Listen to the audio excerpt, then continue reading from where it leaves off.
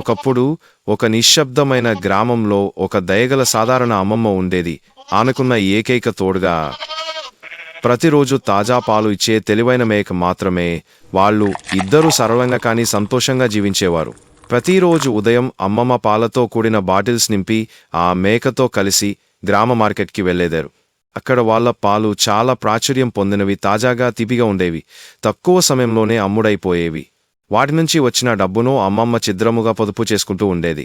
చివరికి ఆమె ఒక చిన్న టక్కును కొంది పాలను మరింత మంది వరకు తీసుకెళ్లేందుకు వ్యాపారం పెరిగింది. కలలు కూడా అదే విధంగా ఎదిగాయి.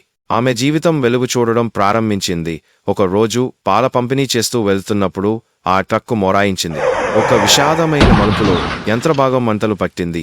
ఆ మంటలు వేగంగా వ్యాపించాయి. అప్పుడు పాపం అమ్మమ్మ ప్రాణాలు కోల్పోయింది. తిరిగి గ్రామానికి వచ్చిన మేక ఎదురు చూస్తూ ఉండింది. ఏం జరిగిందో తెలుసుకున్నాక అది గుండెల్లో నొప్పితో విలపించి, ఇది అన్ని జరిగిన దానికి ఒకే ఒక్క కారణం. ఎవరు లైక్ చేయలేదు, సబ్స్క్రైబ్ కూడా చేయలేదు.